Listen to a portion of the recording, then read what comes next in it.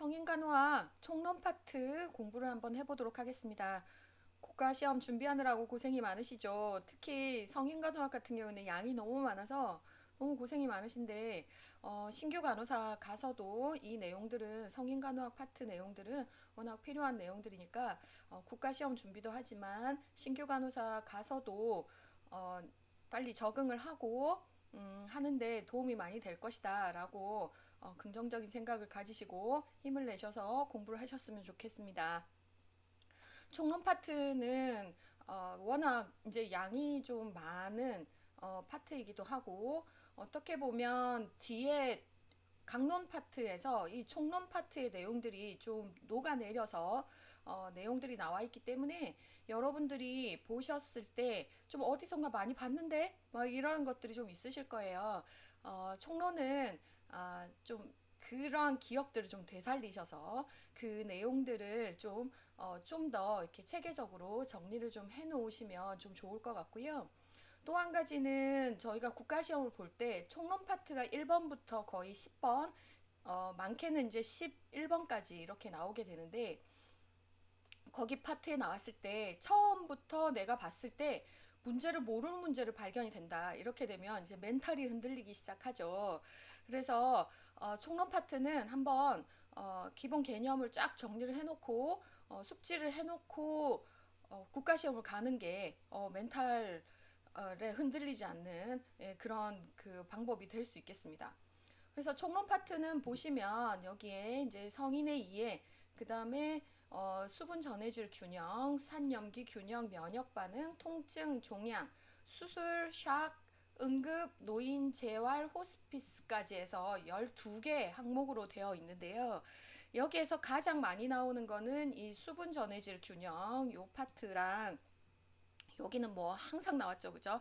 그리고 산염기 균형 여기도 좀 호발하는 파트이고요. 면역 파트 같은 경우에는 이제 최근에 우리가 이렇게 코로나도 겪고 막 이렇기 때문에 혹시 그거와 관련해 가지고 좀 문제가 나오지 않을까라고 예상을 좀 해봅니다. 그리고 통증 관리, 그다음에 종양 간호 나오고요. 그다음에 좀 많이 나오는 게 요즘 샥하고 응급간호 여기에서 좀 많이 나오고 있죠. 그래서 응급간호 같은 경우에는 응급 대처를 어떻게 할 것인가 뭐 이런 얘기도 있지만 대부분은 이제 BLS에 관련해 가지고 문제가 좀 많이 나오고 있기 때문에 여러분들이 익히 예전에 BLS를 하시면서 이렇게 익혔던 것들을 기억을 되살리시면서 공부를 하시면 훨씬 좀 쉽게 이제 공부를 좀 하실 수 있으실 것 같고요. 노인간호랑 재활간호는 거의 나오지 않습니다. 근데 거의 좀 이렇게 베이스로 깔고 그냥 재활간호 같은 경우에도 그냥 이렇게 신경계 파트나 중환자 파트 아니 저기 근골격계 파트 요 파트에 좀 녹여서 이렇게 나오는 경향이 좀 있어서 그렇게 접근을 좀 해주시면 좋겠고 노인간호 같은 경우에는 굉장히 중요한 파트이긴 하지만 총론 파트에서 따로 묻지는 않고요. 강론 그 질환들에서 노인에 대한 어떤 특징적인 질환의 경과 상황 이러한 것들을 좀 많이 거기에서 세부적으로 물어보고 있기 때문에 그렇게 이제 준비를 하시면 되겠고요.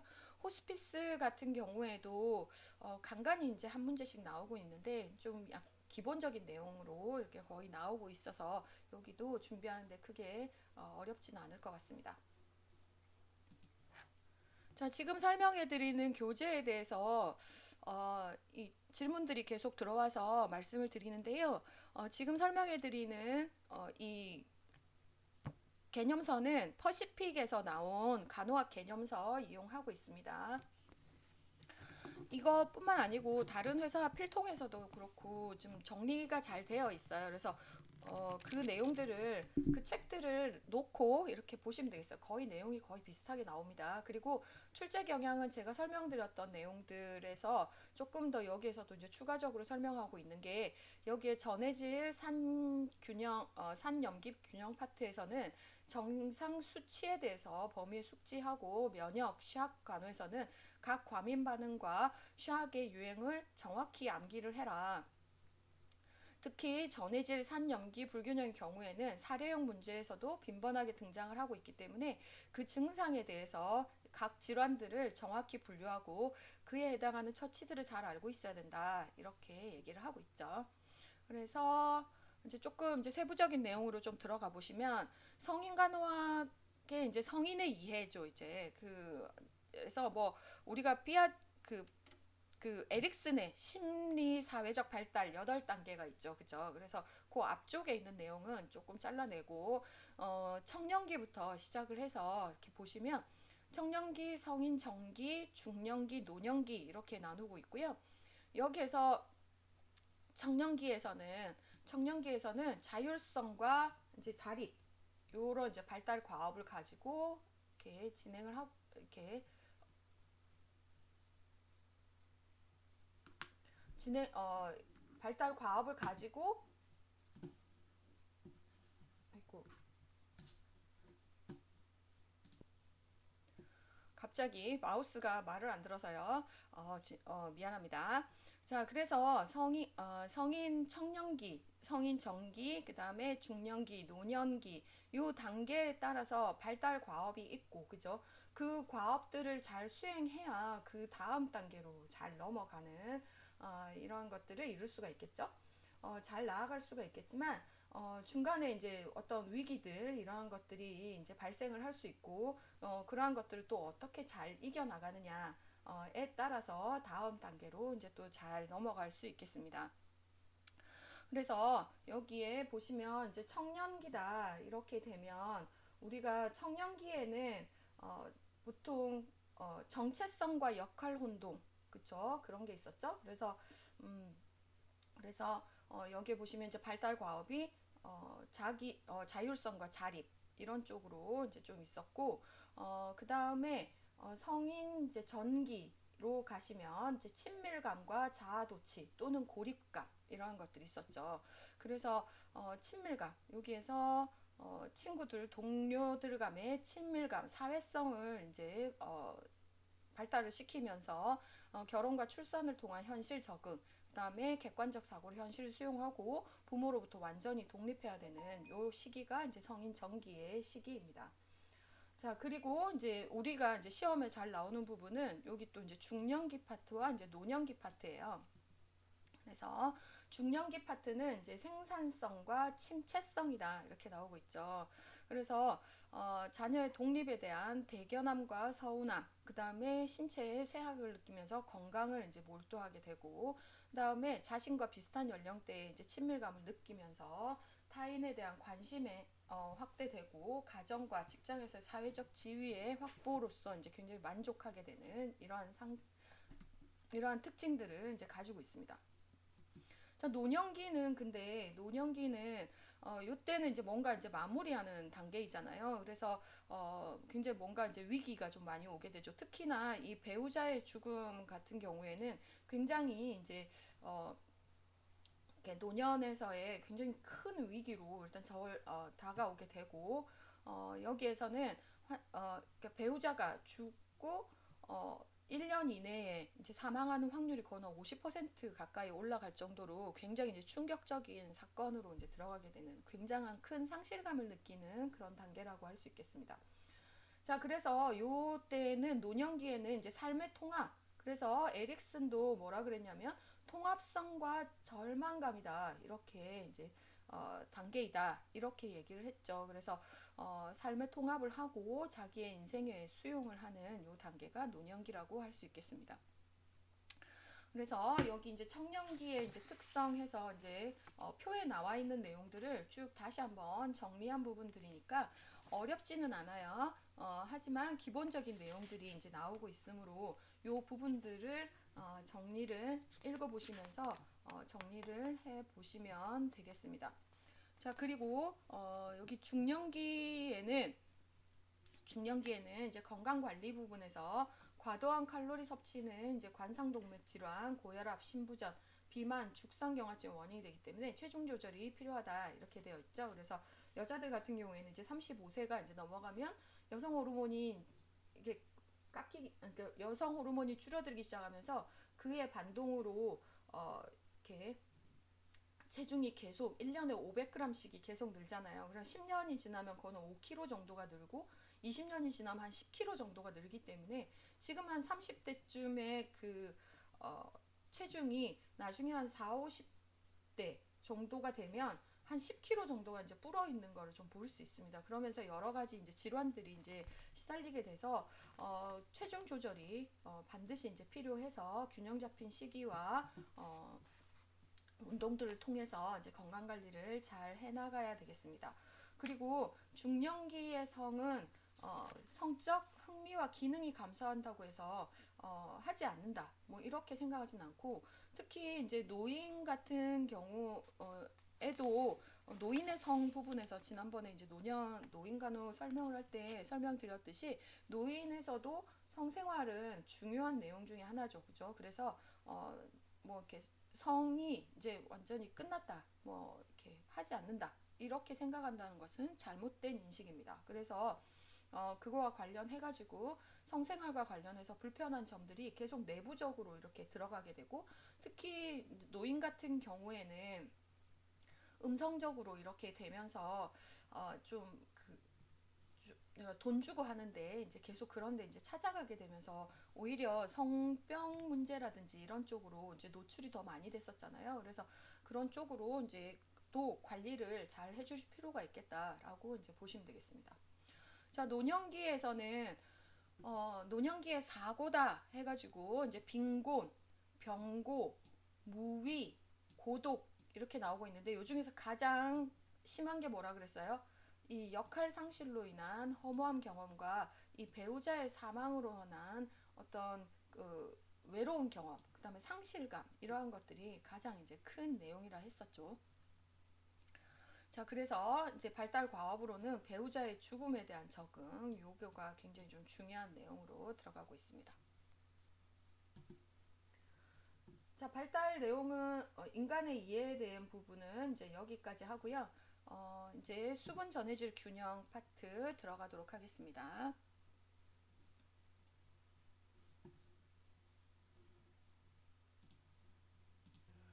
이어서 수분 전해질 균형에 대해서 알아보도록 하겠습니다. 여기 이제 체액 불균형 이야기가 이제 나오고 있죠. 그래서 물과 관련된 이야기, 체액과 그리고 이제 전해질과 관련된 이야기를 여기서 좀 해보도록 하겠습니다. 체액은 체중의 약 60에서 75%다. 그러니까 보통 한 70% 정도다라고 얘기를 하죠. 그래서 몸은 거의 물덩어리다. 이렇게 이제 보면 되는데 여기에서 이제 세포 외액이 한 20% 정도를 이제 차지하고 있는데요.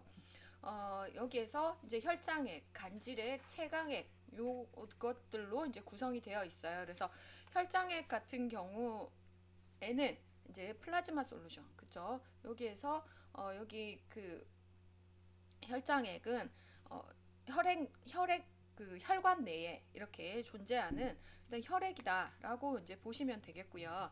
이제 간질액이다 이렇게 보시면 간질액은 림프를 포함한 어떤 세포와 세포 사이에 세포 주변을 싸고 있는 그런 모든 액체들 이러한 것들을 이제 간질액이다 이렇게 얘기를 하고 있고요.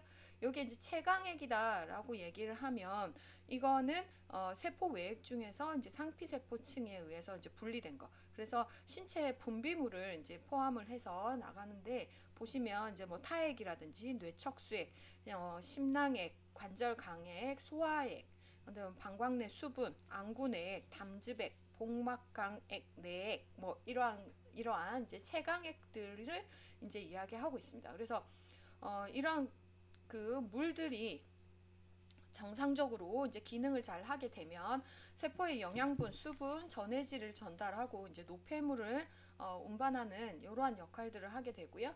그리고 이제 세포 대사를 위한 이제 용매의 역할로서 이렇게 기능을 하고 있죠. 자, 그리고 이제 체온 조절과 어떤 관절과 세포막의 윤활과 쿠션 기능 이러한 것들도 진행을 하고 있습니다. 그래서 세포의 구간별로는 아까 봤던 내용, 그래서 혈액과 간질액, 그 다음에 체강액 이렇게 해서 이 내용들이 이렇게 나와 있고요. 그래서 여기 보시면 표로 보시면 이제 우리 몸은 고형물이 있고 이제 체액이 있다. 여기 체액에서는 세포 내액과 세포 외액으로 나눠져 있고 지금 방금 봤던 이제 세포 외액은 간질액과 혈장으로 이렇게 구성이 되어 있다라고 이렇게 어, 보시면 되겠고, 여기 이제 퍼센테이지들은 이제 참고해서 봐주시면 되겠습니다. 자, 그리고 이제 세포 내액이다라고 하는 거는 세포 내의 화학적 반응을 위한 매개물로서의 이제 역할을 이제 하게 되는 것이고요. 소화기계 내에 이제 음식물을 이제 가수분해하고 인체의 구조물을 이제 구성하게 되는 그러한 역할들을 이제 하고 있습니다. 자, 그리고 이제 세포 외액과 이제 세포 내액이 있는데 여기에서 이제 중요한 내용은 모든 체액은 전류를 전도할 수 있는 용액 내에 그 화학적 성분인 전해질을 포함하고 있다라고 이제 얘기를 하고 있거든요. 그래서 이 전해질은 신경 근육의 흥분을 전달하고 체액량과 삼투질 농도를 유지를 하면서 체액 간의 체액을 분배하고 산염기의 이제 균형을 조절한다 이렇게 나와 있죠. 그래서 대표적인 이제 전해질로는 소디움 있고 포타시움, 칼슘, 마그네슘 이렇게 나와 있죠. 그래서 이 수치는 반드시 이제 기억을 하셔야 되는데 이제 소디움은 135에서 145, 포타시움은 3.5에서 5.0, 칼슘은 4.5에서 5.5, 그다음에 마그네슘은 1.3에서 2.1이다 이렇게 나오고 있는데요. 지금 여기에 나와 있는 단어처럼 미리 이퀴버런트 퍼 리터로 이제 나와서 볼 수도 있지만 어떤 책에서는 여기에 이제 9에서 11 해서 그리고 9에서 11 미리그램 퍼 데시리터 요렇게로 이제 칼슘은 나올 때도 있으니까요. 요거는 같이 기억을 수치를 기억을 해주시면 좋겠습니다. 자, 양이온으로는 이렇게 이제 소디움, 포타시움, 칼슘, 마그네슘이 있었는데 이제 음이온으로는 이렇게 이제 중탄산염이 있죠, 그죠? 여기서 어디서 많이 보셨죠? ABJ 검사할 때 중탄산염 요걸로 가지고 에시도시스 그 메타볼릭 에시도시스 그거에 대한 판단을 내렸었던 기억나시죠? 그래서 대사성 그 산증과 염기증의 이제 지표가 되는 중탄산염 여기가 수치가 22에서 26ml 이퀴버런트 퍼 리터로 일단 되어 있고 요 수치도 반드시 기억을 해주셔야 되죠, 그죠? 그래서 여기에서 떨어지면 산증, 여기서 올라가면 염기증 해서 이렇게 수치들 반드시 기억해서 그 해석을 하실 수가 있어야 되겠습니다. 자, 그래서 나트륨과 이제 수분 관련해 가지고 일단 보시면 이 나트륨은 몸 안에서 우리가 라면을 굉장히 특히 이제 짜파구리 같은 이런 그 라면은 보면 물이 없이 스프로만 이렇게 만들잖아요. 그렇게 하다 보니까 굉장히 염분을 많이 먹게 되는 그런 경향이 좀 있어요. 그래서 그 수분, 솔직히 라면이라면 물을 많이 부었었기 때문에 이렇게 소듐을 먹는데 좀 희석이 좀 부분이 됐을 수 있는데 여기가 이제 그렇게만 먹게 되면 특히 이제 냉면 같은 경우에도 비빔냉면 같은 경우에는 염분 농도 훨씬 더 높아서 이렇게 쪽으로 삼투압이 굉장히 증가되는 이러한 양상들을 좀 보일 수 있죠. 그렇게 하다 보니까 이제 삼투압이 굉장히 좀 증가되는 그렇게 뭐 짠 것들을 많이 먹었다 이렇게 되면 여기에 이제 시상하부의 갈증 중추에서 이제 자극을 받아가지고 여기 이제 갈증을 지각하고 그렇게 하다 보니까 물을 막 이렇게 먹게 되는 이러한 것들을 이제 하게 되는 것이죠. 자, 그리고 이제 신장에서는 이제 체액의 양과 이제 삼투질의 농도를 이제 조절을 하게 되는 것이고, 저 여기 이제 그 나트륨과 수분의 이제 균형 유지에 이제 관여하게 되는 주요 요소로 사구체 여과예요. 그래서 신장에서 그 사구체에서 이제 여과되어 나가는 물이 얼마만큼 빠져나가는 걸러지는 GFR 수치 여기에 이제가 이제 여과율이 관련이 되어 있고요.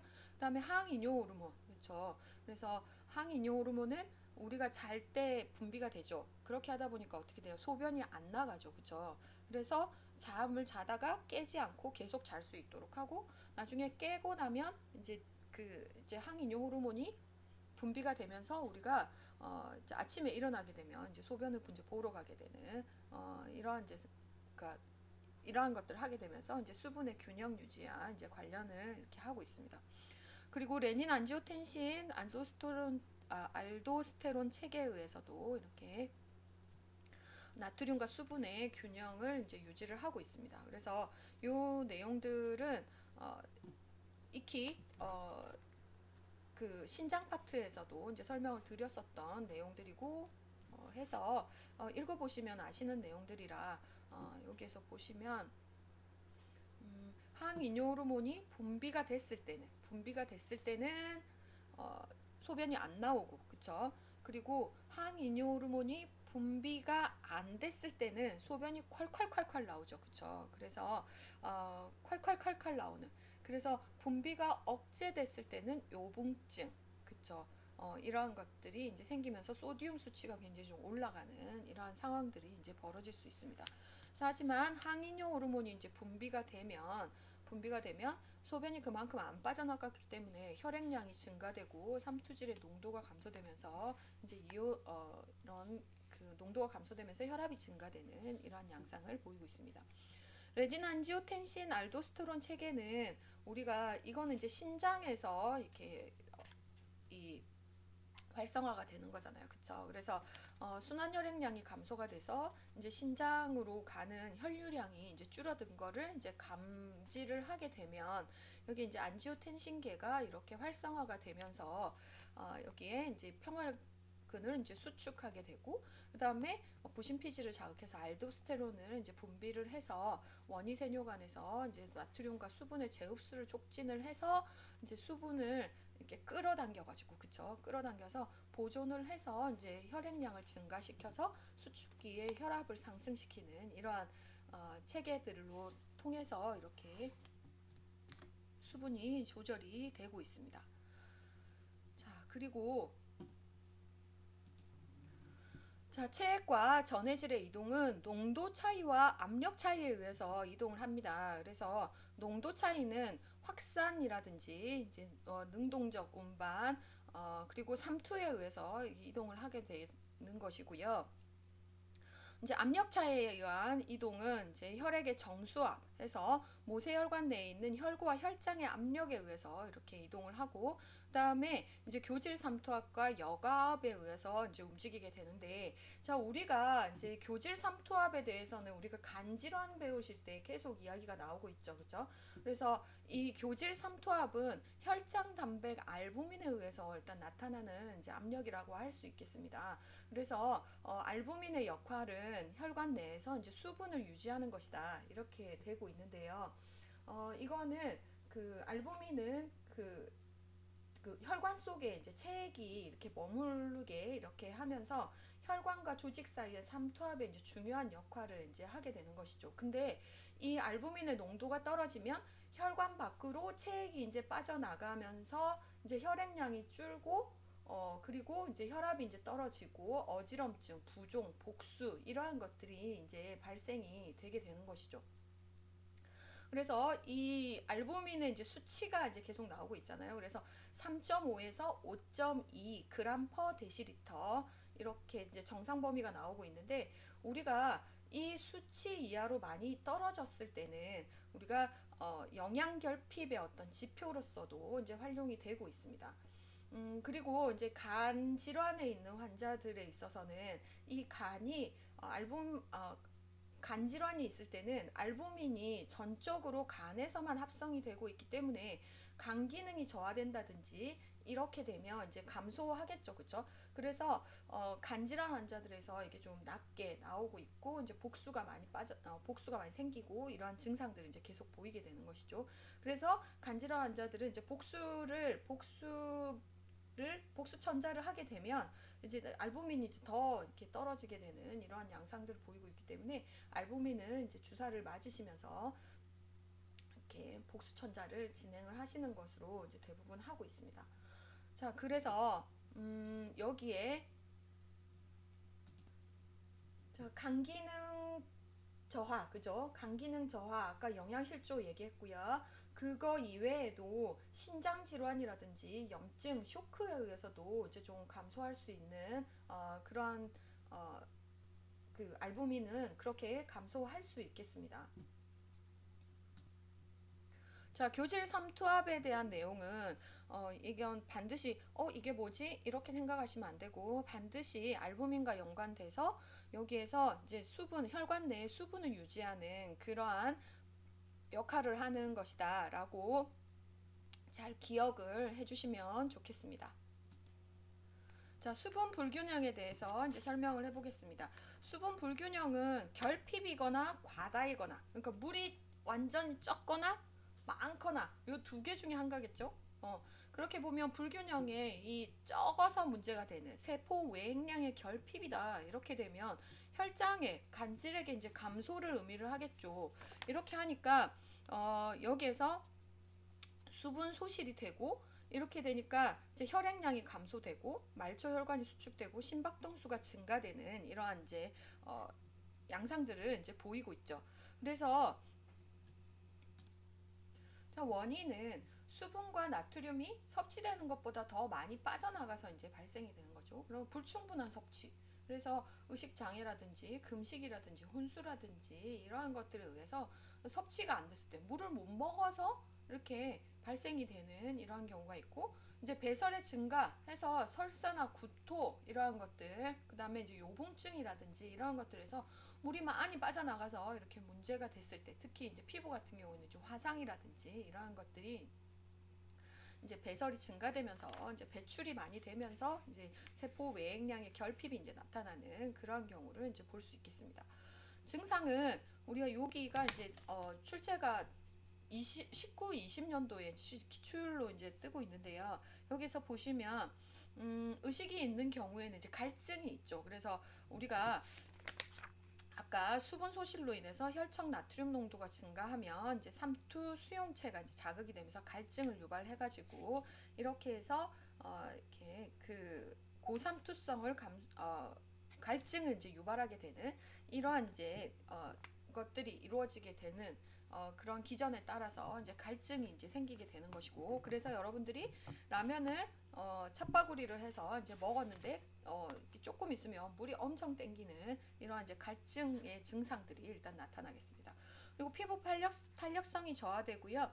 그 다음에 피부와 이제 점막이 이제 마르고 안구 함몰이 있는데 요거는 이제 굉장히 심한 경우에 눈이 훅 꺼지는 이러한 양상들을 보이고 체온 상승이 있죠, 그죠? 체온 상승 요게 이제 탈수의 증상 중에 하나죠. 그래서 우리가 체온 상승 같은 경우 이제 이 환자가 이렇게 그 탈수의 증상으로 이렇게 지표로서 이렇게 충분히 이렇게 임상적 지표로 이제 삼을 수 있는 아주 중요한 지표라고 할 수 있겠습니다. 그래서 이러한 체온 상승은 수분 결핍으로 이제 증발이 일어날 수 없기 때문에 일단 발생이 된 것이고요. 자, 그리고 환자는 초기에 이제 소디움 수치가 많이 올라가고 이제 탈수가 일어나고 막 이렇게 되면 불안감과 안절부절한 이러한 증상들을 보이다가 심한 경우에는 탈수로 인해서 이제 혼수가 이제 생기는데 이거 이제 뇌세포에 이제 탈수가 일어나면서 이렇게 생기는 거죠. 그리고 빈맥은 순환성 허혈을 보상하기 위해서 심장이 이제 빨리 뛰게 되면서 이제 발생을 하는 것이고 순환 부족에 의한 산소 공급 저하를 보상하기 위해서 이제 호흡수가 증가되는 이러한 양상들을 보이고 있습니다. 자, 그리고 물량이 줄었기 때문에 혈압은 당연히 떨어지겠죠, 그렇죠? 그래서 혈장응이 부족하게 되면서 수축기압이 이제 떨어지게 되면서 이렇게 이제 발생이 되는 것이고, 자, 그리고 이제 맥압과 중심 정맥압이 이제 감소되는 것이다 해서 우리가 중심 정맥압은 얼마에서 얼마까지가 정상이었어요?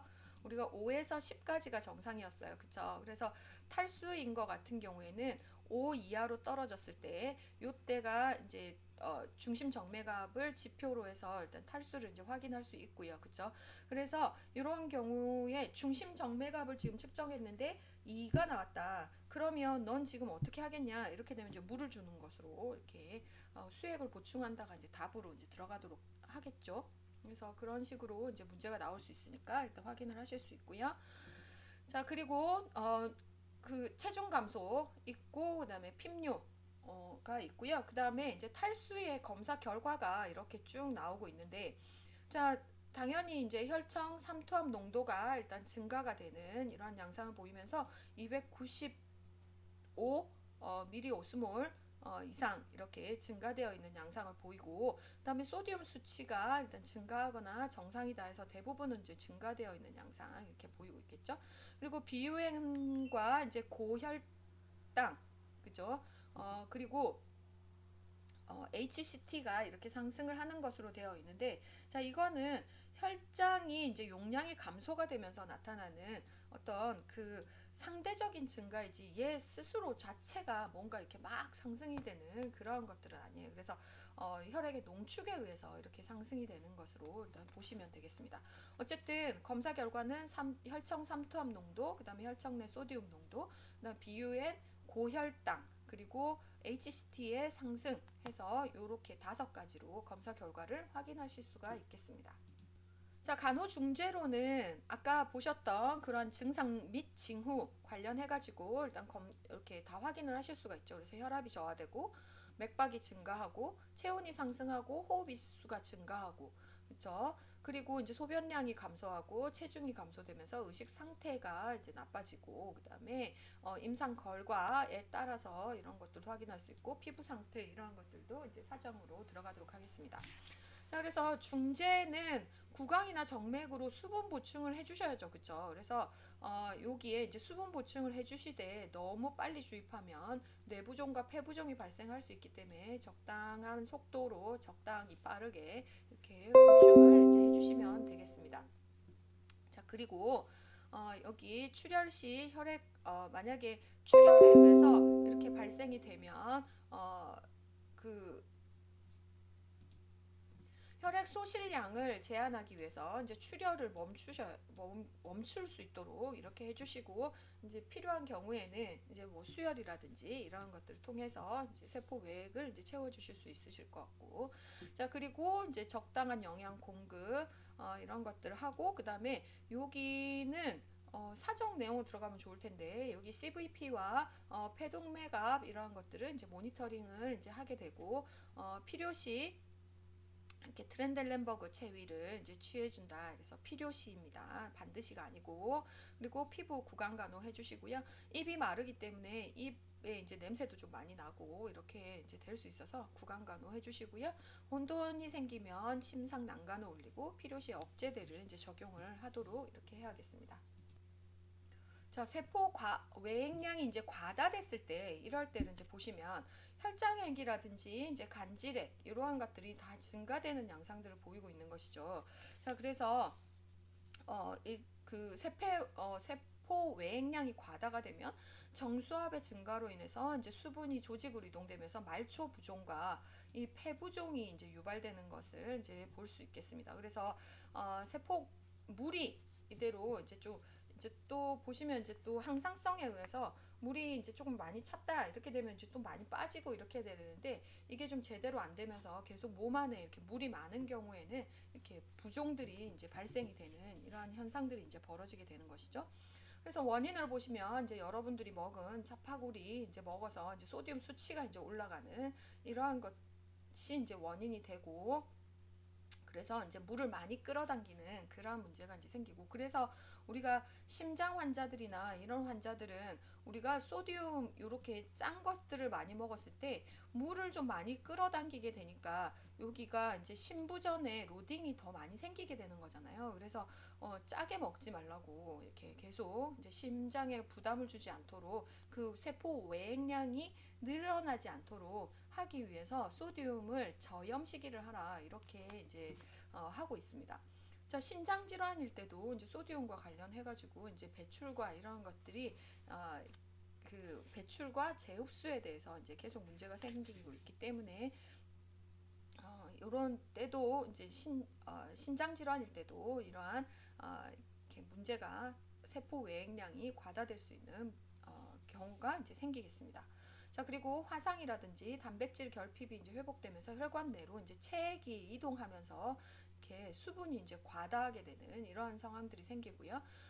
그리고 저장액으로 관장을 했거나 위세척을 했을 때 혈관 내에 소디움 수치와 여기 그 들어간 주입된 그 물의 농도 차이가 있죠, 그렇죠? 그래서 여기 삼투압 때문에 얘가 저농도에서 고농도로 일단 이동하게 되면서 이렇게 세포 매획량이 이제 과다하게 되면서 우리가 이런 것들을 보고 뭐라 그래요? 수분 중독증이 생길 수 있다. 이렇게 얘기를 했었죠. 그렇죠? 자, 그리고 항이뇨 호르몬 부적절 분비 호르몬이다 해서 시다라고 우리가 표현을 하고 있는데, 이 시다 같은 경우에는 머리에서 어떠한 그 우리 뇌에 어떤 수술이라든지 아니면 종양이라든지 이러한 것들의 어떤 영향을 받아서 여기에 ADH가 계속 이제 분비가 되는 그러한 상황들이 벌어지게 되면서, 그렇게 되면서 소변에 이제 나가는 것을 이제 막고 계속 이제 제흡수 상태를 계속 만들게 되는, 물을 계속 갖고 있는 이러한 상태가 계속 되면서 몸 안에 물이 많아지는 이러한 양상들을 이제 보이게 되는 것이죠.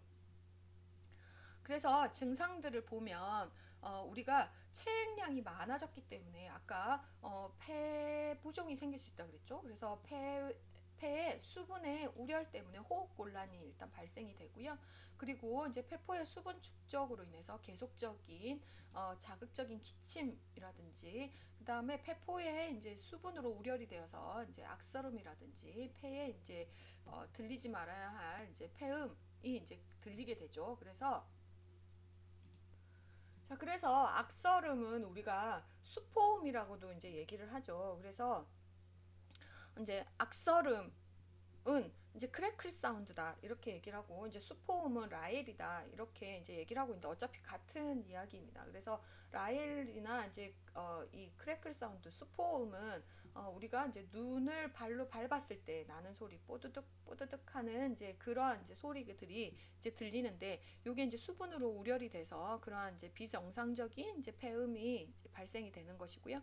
자, 그러면서 이제 수분이 이렇게 많이 차 있으니까 우리가 꽈리가 이렇게 있으면 여기에 이제 혈관이 있고, 이렇게 되면 여기에서 산소와 이산화탄소의 교환이 이루어져야 되는데 요 사이에 이제 물들이 많이 차 있는 거죠. 그렇게 하다 보니까 여기에서 산소 교환의 손상 이제 잘 안 되면서 이렇게 이 청색증이 이제 발생을 하는 것으로 되어 있고요. 그리고 이제 반자위에서 경정맥의 이제 정체가 이제 나타나는데, 이거는 이제 수분의 과다로 정맥의 귀환이 지연이 되면서 근데 경정맥이 이렇게 볼록 올라와 보이는 이러한 양상들을 좀 보이고 있습니다. 자, 그리고 여기에 이제 강한 맥박, 혈압이 상승이 되는 증상들을 보이는데, 요거는 이제 말초혈관의 수분 과다 때문에 일단 생기는 것이고요. 자, 심장 쪽도 이제 과다 정체하게 되면 제3 심음도 좀 들리게 되고, 그다음에 하지의 요온성 부종이라서 피팅이 됨하죠, 그죠? 그래서 이거는 눌렀는데 돌아오지 않는 이런 요온성 부종이 생기고요. 누운 자세에서 이렇게 중력에 의해서 이제 좀 발생이 되는 청골 부위에 이제 부종이 좀 발생이 될 수 있고, 이제 체중이 증가되는 양상을 좀 보이고 있죠. 그래서 우리가 수분과 관련해 가지고는 항상 이제 체중 이야기가 계속 나오죠. 그래서 똑같은 옷을 입고 똑같은 시간에 이렇게 측정을 해서 이게 체중이 증가되었느냐 감소에 따라서 이제 탈수와 이제 수분 과다를 좀 알 수가 있죠. 그렇죠? 그래서 1리터의 체액 정체는 1kg의 체중의 증가를 초래한다라고 일단 보시면 되겠습니다. 자, 그리고 의식 수준에 이제 변화가 생기는데, 뇌부종으로 인해서 권태감, 혼돈, 두통, 무기력 이러한 것들이 이제 발생을 할 수 있겠습니다. 자, 검사 결과는 아까 이제 보셨던 그 혈청 삼투압 농도가 275 이하로 떨어져 있고요. 혈청 내 소디움도 이제 135 이하로 떨어져 있거나, 아까 시다 같은 경우에는 떨어져 있겠죠. 그죠? 근데 소디움 수치가 워낙 많으면서 거기에 수분이 끌어당겨지는 이런 상황에서는 145 이상 이렇게 올라가 있는 고나트륨 혈증을 보이는 것으로 보이겠습니다. 자, 그리고 HCT가 이제 감소되고 요 비중이 이제 감소되는 것이다 이렇게 되는데, 자, HCT는 혈액이 희석이 되었기 때문에 상대적으로 이렇게 좀 보일 수 있겠죠. 자, 그리고 이제 부종은 간질 조직, 체강에 이제 체액이 이제 과다 축적되면서 이제 발생되는 것이다라고 이제 보시면, 그 원인은 보시면 체액의 과부하라든지 일단 물이 좀 과하게 이렇게 들어가서 이렇게 생기는 체액의 과부하라든지 이러한 것들에 의해서 이렇게 폐부종과 이제 조직의 부종 이러한 것들이 생길 수 있죠. 자, 그리고 이제 아까 얘기했던 이제 혈장의 알부민이 이제 감소가 되면서 교질 삼투압이 감소가 되고 그렇게 하다 보니 이제 부종이 이렇게 발생이 되는 경우도 있고요. 그리고 이제 림프관 폐쇄 해서 어떤 원발적인 원인에 의해서 발생이 될 수도 있고 우리가 2차적으로는 이제 유방암이라든지 이제 자궁 경부암 이런 것들이 있을 때 수술이나 이제 방사선 치료에 의해서 림프관이 이제 손상을 받아서 이제 폐쇄가 되고 이렇게 되면 이제 간질액의 흡수가 이제 감소되면서 그러면서 이제 부종이 좀 생길 수 있죠. 그래서 이게 이제 림프 부종이라고 얘기하는 이제 림프관 폐쇄에 의한 부종이 이제 발생을 할 수 있고요.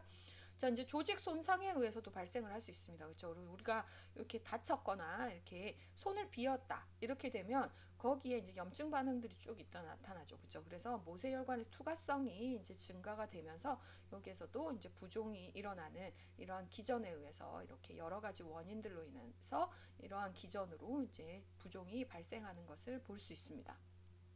그래서 이러한 경우는 이제 부종이 생겼다 이렇게 되면 아까 이제 보였던 그 세포 외액량 과다 증상에서 나타났던 증상이나 징후를 이제 다 사정을 하고요. 그쵸?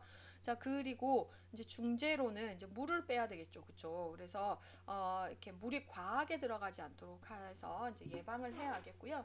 지난번에 그 제가 이제 병원에 있을 때는 그때 어떤 환자가 왔냐면 이렇게 시민성 쇼크가 온 거예요. 그래서 이렇게 혈압이 떨어지니까 그 쇼크 때는 물을 많이 주면 혈압이 올라가지 않고 오히려 이렇게 막 부종이 막 더 생기잖아요. 폐에 더 과부하가 생기면서 이렇게 더 부종이 생겨서 이제 막 되잖아요. 그래서 인투베이션을 그쪽 병원에서 이제 해가지고 왔는데 거의 인투베이션에서 물이 이제 완전 콜콜콜콜 이렇게 완전 나올 정도로 이렇게 물이 확 차가지고 이렇게 온 경우도 있었어요. 그래서 이렇게 정맥 주입을 이렇게 좀 이렇게 정확하게 인퓨전 펌프나 뭐 아니면 레귤레이터를 이용해 가지고 정확하게 들어갈 수 있도록 이렇게 하시고 정확하게 들어간다 하더라도 우리가 또 이제 혈관의 상태나 이런 거에 따라서 또 이렇게 좀 조절이 좀 문제가 생길 수 있잖아요. 그래서 항상 기계를 믿지 마시고 우리가 갔을 때 수액의 용량에서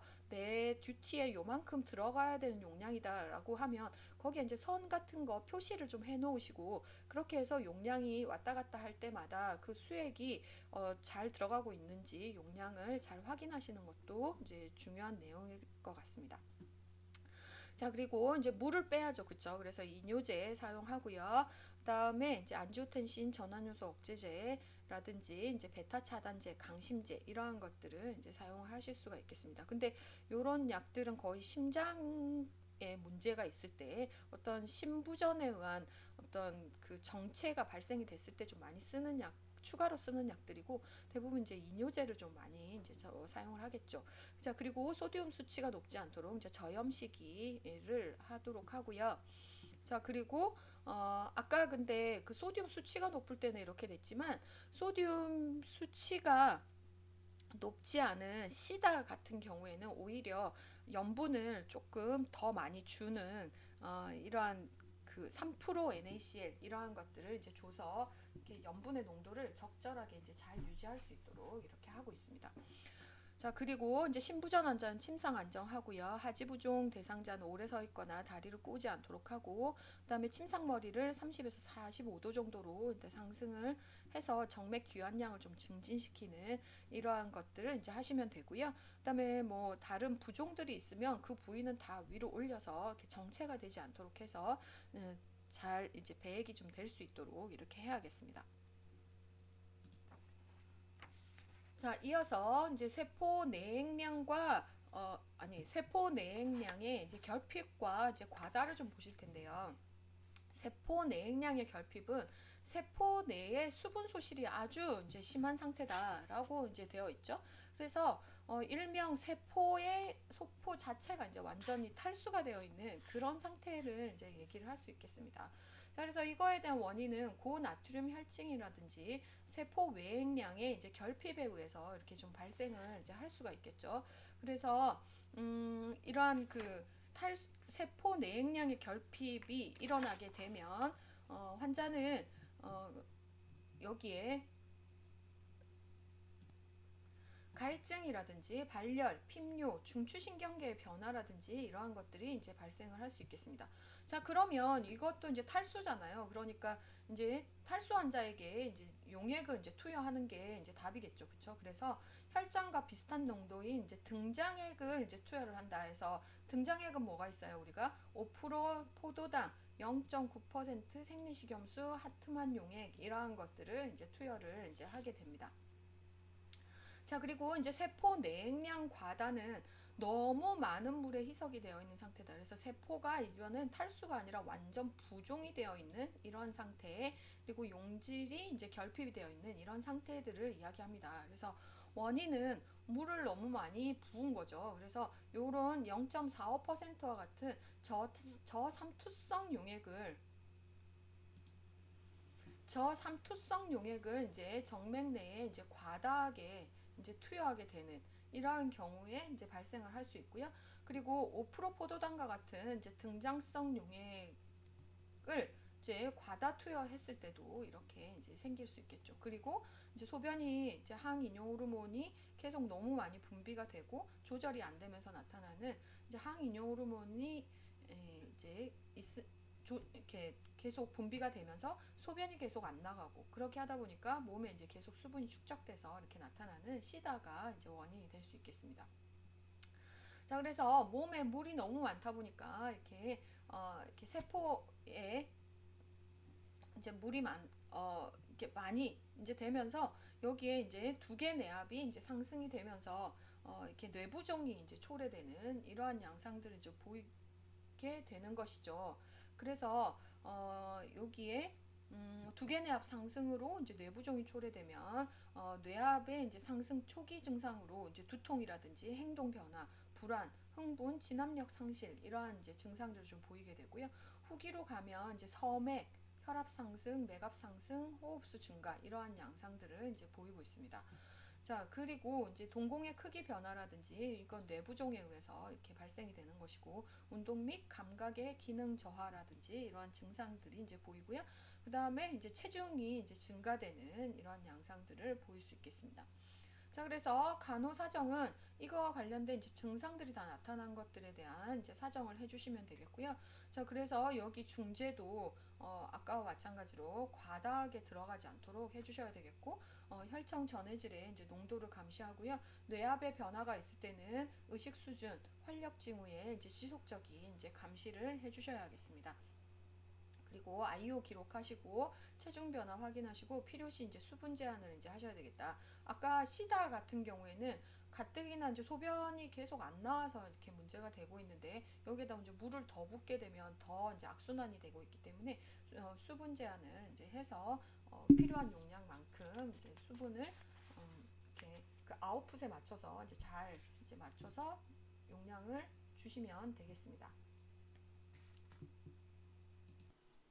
자, 지금까지 이제 수분 불균형에 대해서 이제 공부를 했는데요. 이제 전해질 불균형에 대해서 이제 보도록 하겠습니다.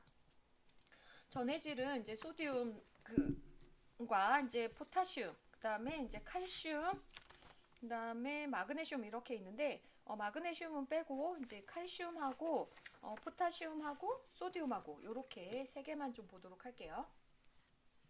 그래서 이 나트륨은 세포 외액에 가장 많은 양이온이다 라고 되어 있고 세포 외액량을 조절하고 산염기를 이제 조절하는 그런 역할들을 하고 있죠. 그래서 이거는 이제 소디움은 이제 조절을 하게 되는 거에 혈장 나트륨 수치에 따른 삼투압 변화에 따라서 이제 보상 기전에 의해서 이렇게 조절을 하게 되고요. 그다음에 신장의 사구체 여과율, 그다음에 레닌 안지오텐신, 알도스테론 체계, 그다음에 항이뇨 호르몬 요로 가지고 이제 조절을 이제 하고 있습니다. 자, 그래서 이제 나트륨의 불균형은 여기에 이제 고나트륨 혈증과 이제 저나트륨 혈증이 있죠. 그렇죠? 그래서 우리가 수치가 얼마까지가 정상이었어요? 135에서 145까지가 이제 정상이었었죠. 그쵸? 그래서 요거 145 이상 되는 거를 이제 고나트륨 혈증, 그다음에 저나트륨 혈증은 135 이하일 때 이렇게 저나트륨 혈증이라고 할 수 있겠습니다. 자, 원인은 우리가 고나트륨 혈증 같은 경우에는 이제 탈수가 원인이었었죠. 그쵸? 그래서 나트륨의 배설이 저하됐다거나 아니면 나트륨의 섭취가 증가가 됐다거나 아니면 이제 수분 섭취가 이제 감소가 됐거나 수분 소실이 증가가 된 이런 경우에 의해서 이렇게 고나트륨 혈증이 생길 수 있겠죠. 그래서 여기에 이제 증상은 여기가 기면, 혼미, 혼수 이러한 것들이 발생이 되고 신부전 반사의 이상이 이렇게 이제 발생이 되면서 대사성 산증과 선망, 경련 이러한 것들이 이제 발생이 되겠습니다. 그래서 여기 보시면 신부전 반사의 이상이다 이렇게 되면 이거는 좀 증가되는 양상, 이제 신부전 반사가 증가되는 양상을 보이는 것으로 일단 되어 있고요. 자, 그리고 이제 근긴장도라든지 이런 것들이 이제 증가가 되는 양상을 보이고 있습니다.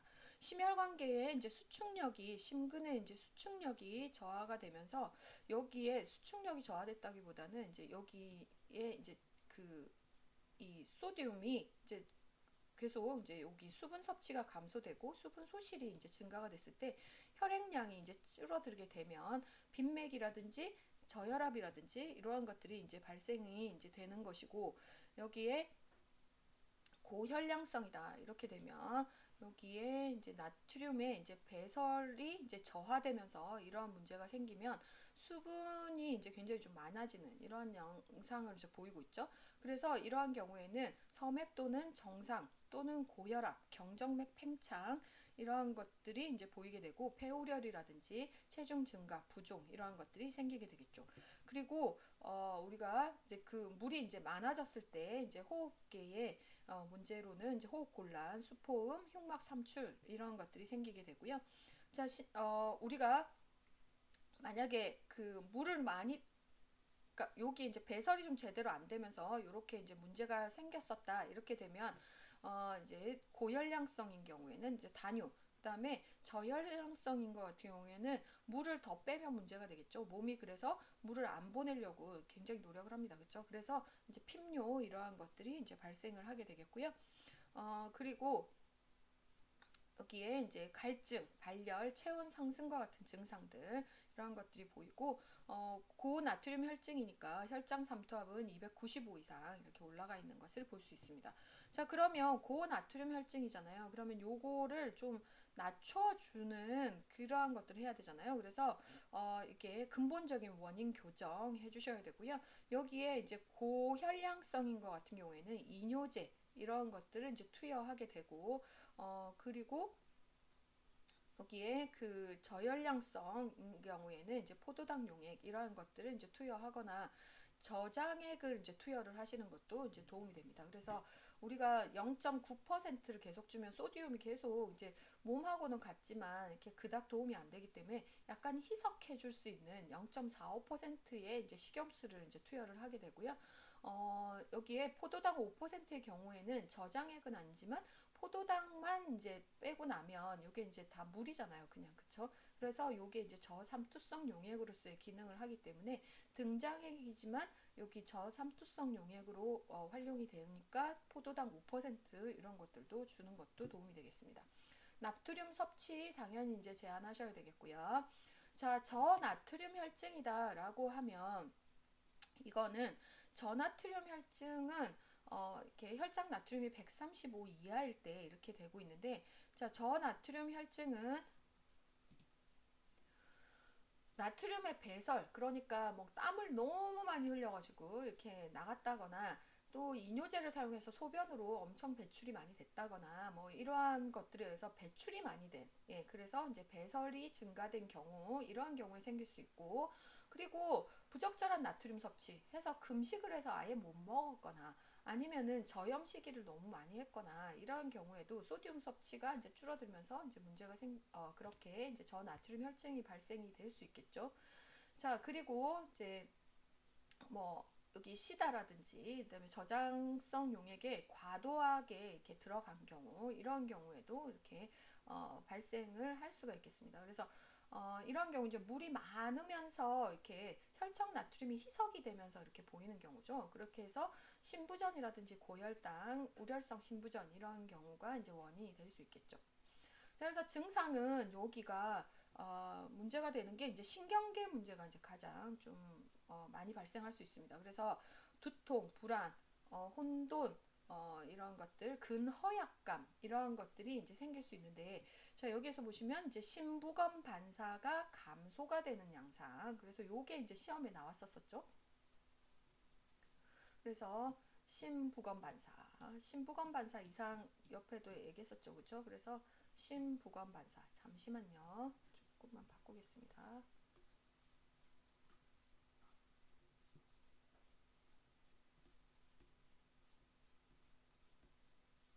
심부검 반사가 감소되는 양상 이런 것들을 좀 보이고 있습니다. 그리고 진전, 경련, 그리고 이제 두개내압 상승 이러한 것들을 이제 보이게 되는데 두개내압 상승이 이제 좀 많이 문제가 되죠, 그렇죠? 그래서 저나트륨 혈증에 의해서 이렇게 물이 이제 많이 생기면서 이렇게 두개내압이 상승되고 이렇게 되면서 환자가 자, 그래서 환자가 뇌세포 안으로 그죠? 뇌세포 안으로 수분이 이동하게 되면서 뇌의 부종이 이제 발생해서 이렇게 두개내압이 이제 상승하게 되면서 이렇게 생기는데 이렇게 되다 보면 여러 가지 신경학적 증상을 이제 일으키게 되면서 두통, 오심, 구토, 흥분의 증상들이 나타나고 심한 경우에는 이제 정신 이상이라든지 의식 장애, 간질 발작 등이 발생이 되고 결국은 사망에까지도 이를 수 있는 이러한 굉장히 좀 무시무시한 이런 전해질 장애에 의한 이러한 결과가 이제 나타날 수가 있습니다. 자, 그래서 심혈관계는 보시면 이완기압, 중심정맥압이 이제 감소되고 체위성 저혈압이라든지 약한 맥박, 그리고 빈맥 이러한 것들이 이제 발생을 하게 되겠고요. 이제 호흡 기계로는 이제 빈호흡과 호흡곤란, 기자호흡, 신경학적 과호흡, 악설음과 수포음, 그다음 위장관 쪽으로는 오심구토, 장음이 항진되는 이러한 양상들을 보이면서 피부와 혀는 혀와 점막은 이제 건조되는 건조하는 양상 이러한 것들을 보이고 있습니다. 그래서 혈장 삼투압은 275 이하로 이렇게 유지가 되고 있고요. 그래서 우리가 혈장 삼투질 농도는 1kg당 280에서 295ml 오스몰 안에 있지만 여기에서 그 혈장 삼투압이 이렇게 고나트륨 혈증일 때는 이렇게 올라가는 거. 그 다음에 저나트륨 혈증에서는 이렇게 떨어지는 거. 이러한 양상들을 이제 보이고 있습니다. 자, 그래서 여기에 대한 이제 치료는 이제 소듐이 이제 126에서 135다 요 수치 사이로 있으면 수분 제한과 균형 잡힌 식이요법으로 이제 진행을 하는데 116에서 125ml 이큐어발렌트 퍼 리터로 이렇게 유지된다면 요때는 0.9% 생리식염수나 하트만 용액을 주는 것으로도 이제 치료가 이제 진행이 되고 있고요. 자, 115 이하인 경우에는 아까 여기에 신경계에 이제 문제가 생기면서 환자가 좀 위험해질 수 있다고 했었잖아요. 그래서 여기는 이제 고장액을 굉장히 천천히 이제 주입을 하게 되는데 여기서 이제 3% 식염수를 이제 천천히 이제 투여를 하고요. 그다음에 체액 과다를 예방하기 위해서 이뇨제를 투여하는 것으로 되어 있는데 시다 같은 경우에는 이뇨제가 그닥 그렇게 효과는 없죠, 그렇죠? 그래서 소듐 수치 잘 맞추면서 수분 제한하면서 이렇게 좀 이제 뇌에 어떤 문제가 좀 그 기저질환이 좀 향상되면서 괜찮아지기를 좀 많이 기다리고 있습니다. 이제 칼륨은 이제 칼륨에 대해서는 진짜 할 말이 많죠, 그렇죠? 그래서 칼륨은 생존에 절대적으로 필요하다. 해서 체내에 저장이 될 수 없기 때문에 매일매일 이제 섭취한다 이렇게 되어 있죠. 자, 그리고 세포 내의 주요 양이온이면서 우리가 요거는 포타시움과 소디움의 펌프에 이제 작용을 이제 하고 있죠. 그렇죠? 그렇게 하면서 신경 자극의 전도와 골격근, 심장 평혈근의 수축을 이제 증진시킨다라고 되어 있습니다. 자, 그리고 이제 나머지 이제 그 기능들이 이렇게 있는데요. 자, 조절은 칼륨의 배설 기관은 이제 신장과 이제 위장관, 대변을 통해서 이렇게 배출이 되고 있는데, 자, 여기에서 신장 기능에 문제가 있는 경우에는 포타슘이 배설이 안 되겠죠, 그쵸? 네, 그렇게 되면서 신장 기능에 이제 을 통해서 배설이 안 되기 때문에 신부전 환자 같은 경우에는 포타슘 수치가 굉장히 높은 수치로 이렇게 되어 있고, 그렇게 하다 보니까 포타슘 수치가 너무 높다 보니까 이게 아까 봤던 신경 자극 전도와 골격근 네, 어떤 수축, 그쵸? 심장 평활근 수축과 이제 관련돼 가지고 여기에서 환자가 어레스트가 이제 발생이 되는, 이렇게 해서 환자가 사망할 수 있는, 예, 그런 문제가 이제 발생이 될 수도 있습니다. 자, 그리고 이제 인슐린 이야기가 계속 나오죠. 그렇죠? 그래서 인슐린은 여기에서 그 나트륨 칼륨 펌프를 자극을 해서 세포 내로 칼륨을 넣어주는 역할을 하고 있습니다. 그래서 인슐린은 하이퍼칼레미아 때 이렇게 치료 약물로 일단 사용이 되고 있죠. 그래서 이따가 하이퍼칼레미아 할 때 다시 한번 이제 설명을 드리도록 하겠습니다.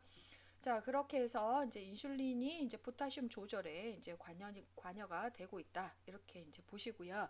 자, 그리고 여기 이제 산증일 때와 알칼리증일 때 보시면 산증일 때는 고칼륨 혈증을 이렇게 유발이 되고, 알칼리증일 때는 이제 저칼륨 혈증이 이렇게 유발이 되는 것으로 여기 이제 그 수소 이온과 연관이 돼서 이렇게 나타날 수 있다는 거. 이렇게 해서 세포 외액의 수소 이온 농도에 따라서 포타슘이 이렇게 이동되면서 이러한 이제 상황들이 이제 벌어질 수 있다라고 이제 보시면 되겠고요. 자, 그래서 칼륨의 이제 불균형으로는 이제 고칼륨 혈증, 그 다음에 저칼륨 혈증으로 일단 보시는데, 수치가 3.5에서 5.0 미리 이큐발렌트 퍼 리터로 되어 있잖아요. 그래서 요 5.0 이상일 때가 이제 고칼륨 혈증이다. 그래서 요거는 이제 포타슘의 섭취를 이제 증가한 경우 해서 과도한 정맥주의 이런 것들에 의해서 이제 생기는 건데, 보통 보면 우리가 NK를 이제 NAK를 섞어서 우리가 전해질 농도를 맞춰주는 수액을 이제 주게 되는데, 우리가 여기에 포타슘을 희석하지 않고 다이렉트로 IV를 통해서 줘버리면 환자가 그 완전 어레스트죠, 그쵸? 그래서 이런 경우에는 이제 위험 약물로 해서 우리가 빨간 딱지를 붙여서 이제 보관을 하는 것으로 되어 있는데, 흔하게 워낙 이제 병동에 많이 있는 이제 전해질이기 때문에 어쨌든 굉장히 조심해서 일단 그 꼭 희석해서 사용을 잘 해야겠습니다. 자, 그리고 이제 세포 외액으로의 포타슘 이동이라든지 디지탈리스 제제의 급속 과량 투여에 의해서 이렇게 생긴다든지, 부신 피질의 장애, 신부전, 특히 이제 화상에 의해서 이렇게 좀 고칼륨 혈증이 이제 발생이 될 수 있겠습니다. 이거는 이제 어떤 그 화상 이런 것들은 조직에 손상이 있게 되니까 거기에서 그 세포에서 이렇게 포타슘이 유리가 되면서 혈중에 이제 칼륨이 올라가면서 이제 발생이 되는 것이죠. 자, 그래서 증상은 하이퍼칼레미아일 때는 뭐 이런 그 설사라든지 장음 항진, 장경련, 위장관의 산통 이런 것들도 생길 수 있지만, 이 심장과 관련한 이러한 이제 이 근육 수축, 그쵸? 이거와 관련해 가지고 이제 문제가 생길 수 있죠. 그래서 초기에는 빈맥 이렇게 발생되지만 후기에는 이제 서맥으로 나타나고요. 심부정맥이 이제 발생이 되면서 심장마비로 인해서 사망할 수 있는 이러한 상황들이 되겠죠. 자, 그리고 초기에는 포타슘이 굉장히 높아서 근육에 이제 허약이 나타나나, 후기에는 이제 골격근이 마비되는 현상, 그리고 불안하고 예민하고 안절부절 못하는 이러한 증상들을 이제 보이고 있습니다. EKG 관련해 가지고는 굉장히 중요한 내용이죠, 그렇죠? 그래서 EKG가 보시면 넓고 평평해진 피파, 그리고 길어진 PR 간격, 그 다음에 톨T라고 해서 뾰족하고 좁은 T파가 나타나고요. 그 다음에 QT 간격이 감소되고 넓은 QRS, 그래서 QRS 와이드닝이 나타나면서 내려간 ST 분절, 이렇게 이제 ST 디프레션을 이제 보이고 있다. 그런데 가장 특징적인 건 뭐예요? T파가 톨T로 해서 커지고 QRS 와이드닝 해서 QRS가 넓어지고 그 다음에 넓고 평평해진 P파가 나온다. 그래서 요 세 가지가 가장 이제 두드러진 모양이죠. 그래서 이 EKG 모양은 반드시 기억을 해주셔야 되고요. 자, 그래서 여기에 대한 치료는 어떻게 할 것이냐, 요것도 이제 계속 시험에 이제 나오고 있었던 부분이죠. 그래서 이뇨제를 투여를 해서 이제 소변으로 이제 배출이 되도록 이렇게 하는 것도 이제 방법이고, 그다음에 고칼륨 음식을 이제 제한한다, 이렇게 되어 있고요. 카이슬레이트를 이제 투여를 이제 하게 되는데, 요거는 의식이 있는 경우에는 이제 구강으로 투여하지만 안 되는 환자들은 이제 직장으로 이제 투여를 하게 되죠. 근데 요 정도 의식이 없어서 이제 직장으로 투여할 정도면 환자가 이미 혼돈을 많이 보이고 있기 때문에 굉장히 협조가 좀 잘 안 돼요. 그래서 이렇게 포타시움은, 이렇게 칼리셀레이트는 이렇게 미지근한 물에 이렇게 타도록 되는데 굉장히 빠른 속도로 해가지고 촥촥촥 안 넣으면 이거 돌덩이처럼 되거든요. 그래서 하여튼 좀 약간의 이제 스킬이 좀 필요하죠. 이렇게 해서 잘 집어 넣으면 포타시움이 대변으로 일단 배출이 되도록 이렇게 양이온 교환 수지를 이제 사용을 해서 이렇게 배출을 이제 하고 있습니다. 자, 그리고 포타슘 섭취가 되지 않도록 이제 구강으로 금식을 하고 칼륨 수치가 정상이 될 때까지 이제 침상을 안정을 해주시는 거죠. 그럼 마지막으로 인슐린이 이제 이렇게 그 포타시움을 조절을 한다고 얘기를 했었잖아요. 그렇죠? 그래서 인슐린은 칼륨 나트륨 펌프를 자극을 해서 세포 내로 이제 그러니까 포타시움을 이제 넣어주는 그런 역할을 한다 그랬죠. 그렇게 하다 보니까 인슐린을 투여해서 이제 포타시움을 세포 내로 이동을 시키는 그러한 이제 효과를 노리는데, 근데 인슐린을 주게 되면 어떻게 될까요? 이렇게 혈당이 떨어지겠죠, 그렇죠? 그래서 10% 포도당 100cc에다가 이렇게 인슐린을 섞어가지고 포도당과 함께 이렇게 주입을 하고 있습니다. 그래서 꼭 10% 아니더라도 한 20% 포도당도 이렇게 주고 있는데, 여기에서 보통 이제 그 센트럴이 있는 경우에는 우리가 그 혈관염을 예방하기 위해서 이렇게, 그러니까 아니 페리페랄인 것 같은 경우에는 혈관염이 생길 수 있잖아요. 그쵸? 그래서 12.5% 이상은 주지 않도록 하기 때문에 만약에 페리페랄로 준다면 10%에다 이제 섞어서 주는 게 맞는데, 만약에 이제 급한 경우 이렇게 주입을 할 때는 센트럴이다 그러면은 20%로 이제 주는 것도 이제 많이 하고 있습니다. 자, 그래서 고칼륨 혈증은 우리가 여기에 그 나트륨 칼륨 펌프에 문제가 이제 생기면서, 그러면서 이렇게 그 심장과 골격근, 평활근에 이제 수축이 증진이 되면서 이게 환자가 이제 사망할 수도 있다. 이게 부정맥이 생기면서 사망할 수도 있다.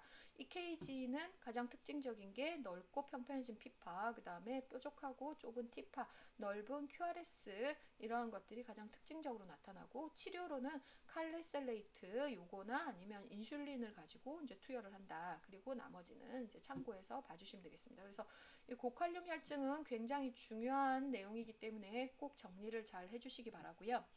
자, 이제 저칼륨 혈증은 이제 3.5ml 이큐발렌트 퍼 리터 이하로 유지가 될 때 이렇게 되는 것이죠.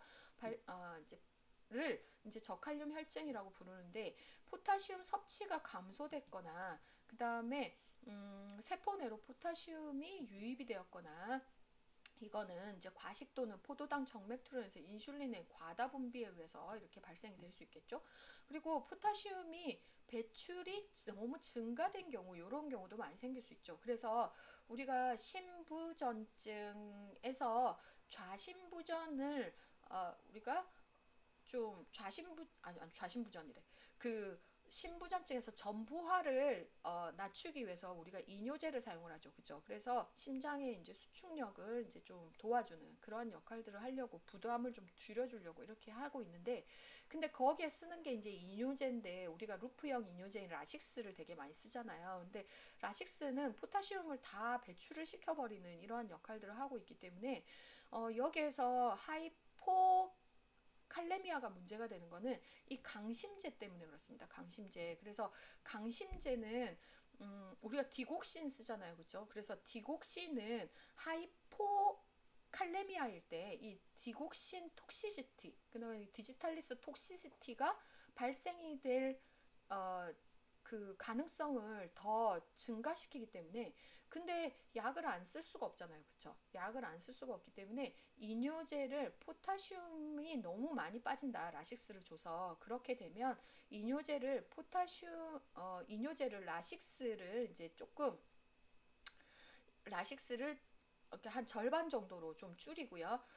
그리고 알닥톤이라고 하는 칼륨 배출을 좀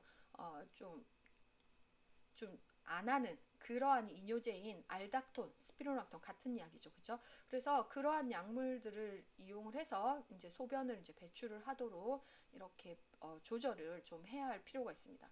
그렇죠? 자, 그리고 이제 부신피질 호르몬제, 설사, 배변 완화제, 그다음에 지나친 발한이라든지 스테로이드 제제의 장기 복용에 의해서도 좀 생길 수 있고요. 포타슘의 이제 소실이 또 문제가 될 수 있죠. 원인이 될 수 있죠. 그래서 구토나 비위관 흡입에 의해서도 이렇게 발생을 할 수 있겠습니다. 자, 증상으로는 포타슘이 이제 너무 떨어졌잖아요. 아까는 여기가 너무 수축력이 이제 문제가 되면서 문제였었잖아요. 그래서 여기는 이제 포타슘이 너무 떨어지다 보니까 심부검 반사가 감소되고 근육의 허약이 나타나고요. 느리고 약한 맥박, 그다음에 약한 심음, 호흡이 짧고 약하고 혼돈, 우울, 경련 이러한 것들에 이제 문제가 발생이 되면서 이렇게 심장 수축력이 떨어지고 이렇게 되다 보니까 이제 저혈압이라든지 심부정맥 이러한 것들이 이제 생길 수가 있겠습니다. 자, 그래서 이 케이지는 여기에 티파가 아까 하이퍼칼레미아 할 때는 굉장히 뾰족하고 키가 높다 그랬죠. 그렇죠? 근데 여기에서는 이제 키가 좀 낮아지는 평평하거나 내려간 티파의 양상을 좀 보이고 있고요. 그리고 이제 PR 간격, 그리고 이제 QT 간격, 그리고 ST 이런 것들이 다 길어지는 이런, 그러니까 좀 지연이 되는, 천천히 이렇게 지연이 되는 이러한 양상들을 좀 보이고 있습니다.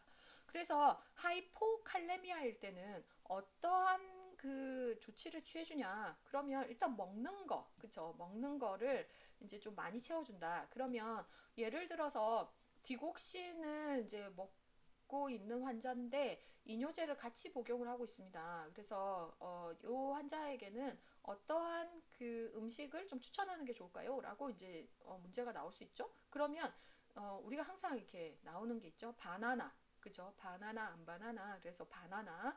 그리고 오렌지 주스, 시금치. 그 다음에 토마토 주스.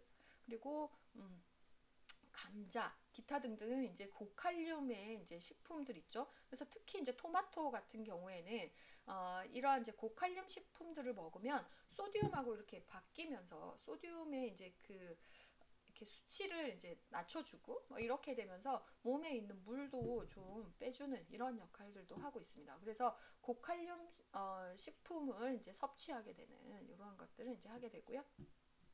그리고 칼륨 제제를 이제 구강 투여하는 것으로 일단 하는데, 요거는 이제 가장 이제 안전하게 투여를 하는데요. IV 제제로는 반드시 희석해서 주입해라 이렇게 얘기를 했었죠, 그렇죠? 그래서 푸시했다가는 환자 사망한다. 그리고 우리가 시간당 20ml 이큐발렌트 퍼 리터를 초과해서는 안 된다 이렇게 돼 있죠. 그러면 여기가 보통 20cc가 40ml 이큐발렌트잖아요. 그렇죠? 그래서 시간당 10cc를 넘어가면 안 된다 이렇게 보시면 되겠고요. 주입 펌프를 이용을 해서 EKG를 이제 모니터링을 이제 하셔야 되겠다. 그리고 이뇨제에 의한 칼륨 부족 시에는 칼륨 보충제나 칼륨 보유 이뇨제인 아까 얘기했던 스피로락톤, 알닥톤 같은 거죠. 그렇죠? 그래서 그런 것들을 이제 좀 적용을 이제 해야 한다. 이렇게 보시면 되겠습니다. 그래서 고칼륨 혈증과 저칼륨 혈증 굉장히 중요한 내용이었죠. 그래서 요거로 이제 기억을 해주시면 되겠고요. 이제 칼슘은 칼슘은 이제 신경 근육의 흥분성, 그리고 근육 수축을 증가시키는 이러한 역할을 하고 있고, 이 칼슘에 대해서는 우리가 어디에서 주로 많이 얘기가 나오고 있어요. 특히 이제 내분비와 관련해가지고 얘기가 계속 나오고 있었죠. 그래서 내분비 파트에 공부할 때 이제 칼슘을 빼놓고는 또 얘기가 안 되죠. 그쵸. 그래서 내분비라 하면 이제 갑상선, 네, 이제 연관이 돼서 부갑상선이 칼슘의 이제 기능을 이제 조절을 하고 있기 때문에 칼슘 이야기가 계속 나올 수밖에 없습니다. 자, 그래서 칼슘은 대부분 이제 뼈와 치아에 이렇게 보존을 하고 있다가 여기에 이제 혈액 내에 칼슘이 좀 떨어지게 되면 이제 부갑상선에서 얘를 떨어져 있네 이렇게 자극을 막 해가지고 보온해서 이렇게 칼슘을 빼줘. 그렇게 해서 혈액 내에 칼슘 농도를 이렇게 올려주는 이러한 그 이제 조절 작용을 이제 하게 되는 것이고, 자 여기 보시면 산증일 때는 고칼슘 혈증 해서 요게 이제 그 수소 이온과 요게 또 이제 교환이 이제 일어나게 되죠. 그죠? 그래서 해서 이제 고칼슘 혈증이 일어나게 되고요. 그다음에 알칼리증 시에는 이제 저칼슘 혈증이 이제 발생이 되면서 이제 테타니가 이제 발생이 되는 이러한 것들이 이제 벌어지게 되겠습니다. 자, 그래서 칼슘 농도를 조절하는 호르몬은 부갑상센 호르몬 요게 있고요. 그리고 칼시토닌은 갑상샘에서 이제 분비되는 거죠. 그래서 요거는 이제 칼슘의 농도를 이제 감소시켜주는 이러한 역할들을 하고요. 부갑상생 호르몬은 혈중의 칼슘 농도를 증가시켜주는 이러한 역할을 하고 있습니다. 자, 그리고 이제 장관에서 칼슘 흡수 시에는 비타민 D가 필요하다 이렇게 하죠. 그래서 칼슘은 골다공증과도 많이 연관이 되고 있는 내용이라 이제 골다공 증에서 이제 칼슘 대사와 관련할 때 이제 설명을 했을 때 요게 이제 나왔던 이제 내용들이니까 그때를 좀 참고해서 이제 또 보시면 되겠습니다. 자, 그래서 이제 칼슘의 불균형은 이제 고칼슘 혈증, 그 다음에 이제 저칼슘 혈증으로 일단 나눌 수 있죠, 그렇죠? 그래서 칼슘은 4.5에서 5.5가 이제 정상이다라고 이제 되고 있는데 이제 4.5 이하일 때 여기서 보시면 9에서 10 이렇게 나와 있죠, 그렇죠? 그래서 요 수치도 같이 이제 기억을 이제 해주셔야 되겠고요. 자, 그래서 여기 9mg per 데시리터 이하이거나 4.5mg 이큐어발렌트 퍼 리터 이하인 경우에 이제 저칼슘 혈증이다 이렇게 이제 부르고 있고 5.5mg 이큐어발렌트 퍼 리터나 11mg 퍼 데시리터 이상인 경우에 이제 고칼슘 혈증이다라고 이제 부르고 있죠. 그래서 이거에 대한 원인은 이제 섭취나 흡수가 이제 증가된 경우, 그래서 뭐 과하게 섭취했거나 이제 뭐 이런 경우에 이제 들어가고 이제 뼈에서 칼슘이 이제 방출이 많이 된 경우, 해서 보통 이제 악성 종양인 경우 이제 그 보통 이제 칼슘 농도가 굉장히 좀 많이 높아서 이렇게 문제가 되죠. 그래서 우리가 이게 하이퍼칼세미아 오브 말리그넌시라고 해서 HCM이라고 우리가 부르고 있고요.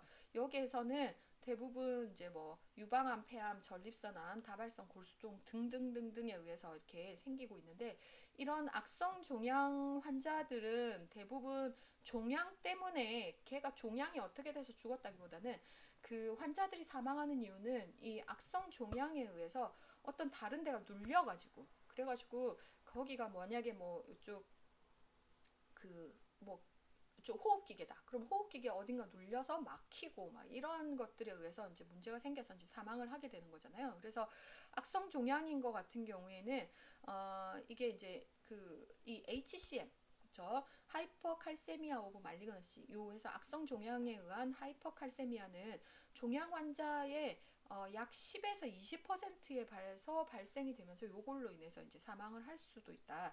이게 왜냐면 종양에서 이제 분비도 되지만 종양에서도 분비가 되지만 이게 그 골전이가 되잖아요. 그죠? 악성 종양이 이제 본메타가 되면서 골전이가 일어나게 되면 그걸로 인해서 골이 파괴가 되면서 칼슘이 계속 유출이 되고 이렇게 하다 보니까 이제 계속 혈중에 칼슘 농도 계속 올라가고 신장에서 이제 칼슘 배출이 떨어지고 이렇게 되면서 악성 종양에서 이제 HCM으로 이제 사망을 하게 되는 이러한 상황들이 이제 벌어지게 되는 것이죠. 자, 그리고 이제 장기간 이제 부동에 의해서도 이렇게 발생이 될 수 있습니다. 그래서 환자가 계속 누워 있으면 우리가 골다공증 배울 때 배우셨죠? 이렇게 체중 부하를 하는 어떠한 활동들이 있어야지만 본이 이제 그 튼튼해지면서 이렇게 잘 유지가 되는 이렇게 그 본이 이제 칼슘의 이제 대사가 잘 이루어지는데 여기 보면 이제 계속 누워 있고 자극이 안 되고 이렇게 되다 보면 본을 단단하게 유지하는 데 필요한 칼슘이 계속 이제 뼈로부터 방출이 되면서 계속 이렇게 그 고칼슘 혈증이 이제 발생이 될 수밖에 없는 것이죠. 자, 그리고 이제 칼슘의 배출이 감소됐거나 혈액이 농축이 됐을 때 이럴 때도 이제 발생이 되겠습니다. 그래서 고칼슘 혈증일 때는 이게 이제 칼슘이 워낙 이제 많아지게 되는 거니까 이제 과하게 되는 거잖아요. 그렇죠? 그래서 여기에 이제 복부 팽만이라든지 변비가 이렇게 올 수 있고요. 그다음에 식욕 부진, 그다음에 오심, 구토, 장운동의 감소 이러한 위장관 증상들이 이제 나타나게 되고 그리고 신경계 증상으로 이렇게 경증일 때는 허약감, 피로감, 우울, 집중력 감소 이러한 것들이 생기는데 중증일 때는 심한 무력감, 감각 기능의 감소, 혼돈, 혼수 이러한 것들이 일어나게 되고요.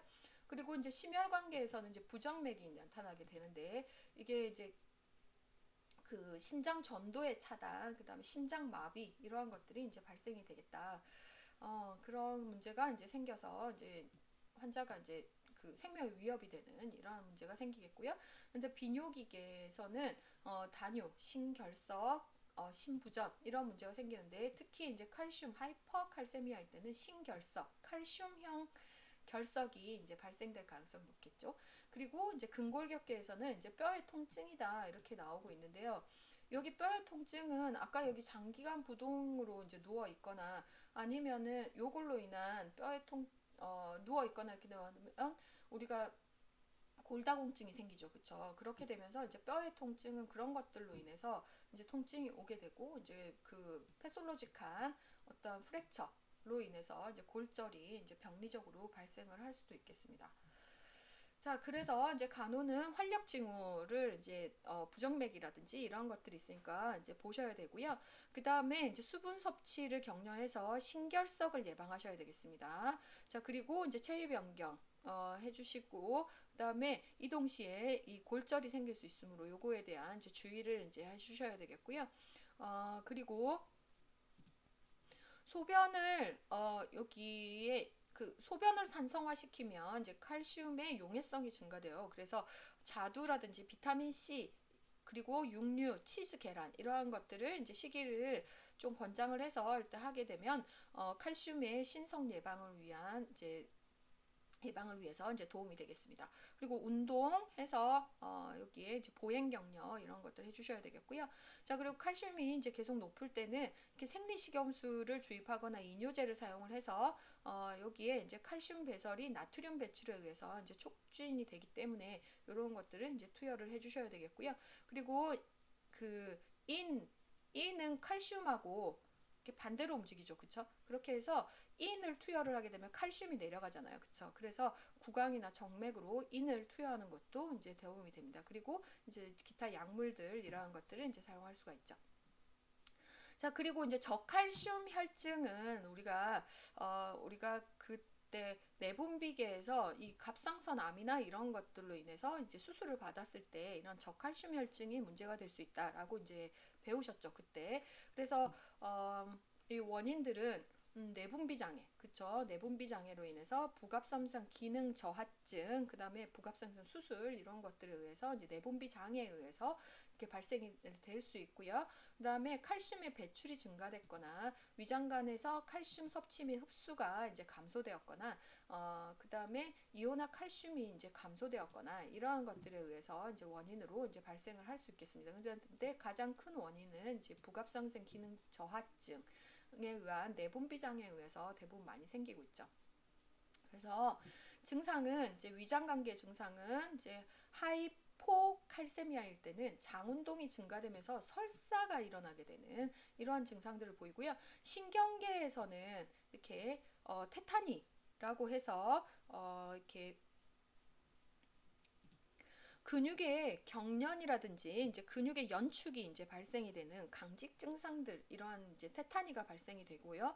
그 다음에 여기 보시면 이제 크보스테크 그죠? 크보스테크 징후랑 그 다음에 트로소 징후가 이제 양성을 보인다라고 되어 있죠. 그래서 이건 트루소 사인은 요 위에 보시면 이렇게 트루소 사인은 요 위에 이렇게 그 혈압 커플을 하고 거기에 압력을 이렇게 주게 되면 거기에 이제 그 해서 혈액순환을 억제시키면 손바닥이 이제 굴곡이 되는 이러한 양상들을 이제 보이는 이제 트루소 사인이 있고요.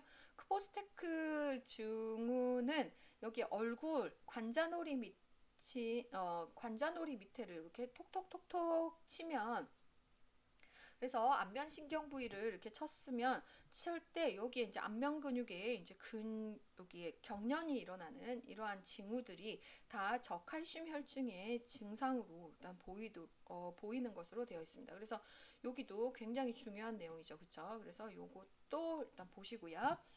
자, 그리고 이제 심혈관계는 심계항진, 부정맥, 약한 맥박, 저혈압 이러한 것들이 이제 생기고 전도의 지연 이러한 것들이 이제 생기면서 이제 부정맥이 이제 발생이 되고 이제 근골격계로는 이제 병리적 골절, 그다음에 출혈 시간의 지연 이러한 것들이 이제 발생이 되겠습니다. 자, 그래서 이거에 대한 간호는 여기에 이제 이런 트루소나 크보스테크 징후가 있는지 활력 징후, EKG 그런 것들 이제 다 관련해서 이제 사정을 해주셔야 되겠고요. 그다음에 칼슘이 떨어져서 문제가 됐잖아요. 그래서 칼슘을 보충을 해주시면 되겠죠. 그래서 우유라든지 치즈, 요구르트, 녹색 채소 이러한 것들을 이제 먹도록 해서 이제 칼슘 식이를 이제 하도록 이렇게 해주셔야 되겠습니다. 자, 그리고 과도한 우유 섭취는 인의 섭취도 증가되기 때문에 이것도 인을 너무 많이 투여하면 오히려 막 그 칼슘이 또 빠져나가잖아요. 그렇기 때문에 조절을 잘 해서 일단 먹도록 해야겠고요. 정맥 내에 이제 칼슘을 이제 투여를 하면 되겠죠. 그래서 칼슘 주고 그다음에 구강으로 칼슘 투여하는데 비타민 D와 함께 처방해서 이제 같이 들어가도록 하면 되겠습니다. 그리고 운동, 부신 피질 호르몬 조절 이제 잘 되도록 이렇게 해주셔야 되겠고요. 자, 그래서 이제 여기까지 전해질 장애까지 이제 보셨고 산염기 균형을 마지막으로 보도록 하겠습니다. 자, 산염기 균형은 우리 몸 안에 이제 체내 산도가 얼마냐 이렇게 해서 이제 산성이냐 염기냐를 이제 표현을 하는 거잖아요. 여기에서 이 체내 산도는 이 수소 이온의 농도에 의해서 이제 결정이 된다라고 이제 되어 있습니다. 자, 그래서 이 산염기는 이 중탄산 이온의 이 수치 요거가 이제 지표가 되죠. 그쵸? 그래서 우리가 ABGA를 봤을 때 중탄산 이온의 중탄산염의 이 수치가 22에서 26이다 해서 우리가 그거는 이제 완전 외우고 있잖아요. 그쵸? 자, 그래서 우리가 요거는 우리가 수소는 우리가 어떻게 배출이 되냐 이렇게 보시면 여기에서 이제 수소 이온이 있잖아요. 그러면 중탄산염과 만나서 탄산이 이렇게 됩니다. 그쵸? 그래서 혈액 내에 탄산으로 이렇게 있다가 얘가 폐로 이제 넘어가서 CO2와 H2O의 형태로 해서 얘가 CO2가 이제 배출이 되면서 이렇게 CO2가 이제 날아가게 되고 이러면서 이제 체외로 이제 휘발성산인 CO2의 형태로 이제 전환시켜서 이렇게 체외로 이제 배출시켜주는 이러한 이제 역할이 되죠. 자, 이렇게 이제 이렇게 하고, 자, 탄산이 여기에 이제 HCO3-와 수소 이온으로 이제 분할이 되면서 결국은 얘는 어디로 신장을 통해서 이제 배출이 되는 이러한 양상들을 보이죠. 근데 여기에서 신장으로 계속 배설을 해야 되는데 소변이 신장 통해서 계속 배설이 안 돼, 신장에 문제가 있고 이러면 이제 배설이 계속 안 되고 이러한 상황들이 되면서 이제 소디움 수치가 계속 올라가면서 이제 산증이 생기는 게 이제 심부전 환자에게서 레날 페일리 환자에게서 이렇게 그 메타볼릭 애시도시스가 이제 생기는 원인이죠. 자, 그쵸? 그래서 이렇게 이제 조절이 되는 요 표가 이제 요걸로 이제 좀 잘 보시면 되겠고, 자, 여기에 이러한 상태로 돼 있어서 만약에 애시도시스가 이제 계속 진행이 된다 이렇게 되면 산염기의 보상작용이 계속 일어나게 됩니다. 그래서 우리가 만약에 CO2가 굉장히 높아서 여기에 레스피레이토리 애시도시스의 이런 영향들을 본다면 몸은 어떻게든 살아남으려고 이제 몸을 중화를 시키기 위해서 굉장히 노력을 하죠. 그렇게 하다 보니까 이렇게 그 HCO3 중탄산염의 수치가 이제 올라가는 양상으로 이렇게 보이고 있는 게 이게 이제 보상작용에 의해서 이렇게 올라가는 것으로 이제 보일 수 있죠. 하여튼 그런 식으로 해서 이제 정상 폐하를 유지하기 위해서 이제 굉장히 이제 보상작용이 이제 일어나게 되고, 자, 그리고 여기에 보시면 이제 보셔야 되는 내용이 이제 정상 ABGA 요거는 반드시 기억을 해주셔야 되죠. 그쵸? 그래서 일단 폐하를 봐요. 일단 폐하를 봐서 얘보다 떨어져 있으면 산인 거고, 그, 이렇게 산성인 거고, 그쵸? 얘보다 올라가 있으면 염기죠. 그죠? 염기.